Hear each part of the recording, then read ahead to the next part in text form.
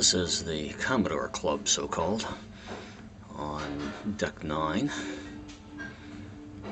It's my favorite spot that I've found so far, right at the front, overlooking wherever it is we're going. Very peaceful.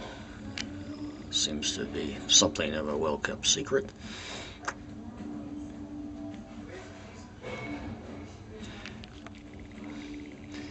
These things, by the way, on the foredeck are not modern sculptures. They're spare propeller blades. There are 8 of them, so they carry a 50% spare capacity, which they can presumably change out at least some ports should they damage a propeller blade.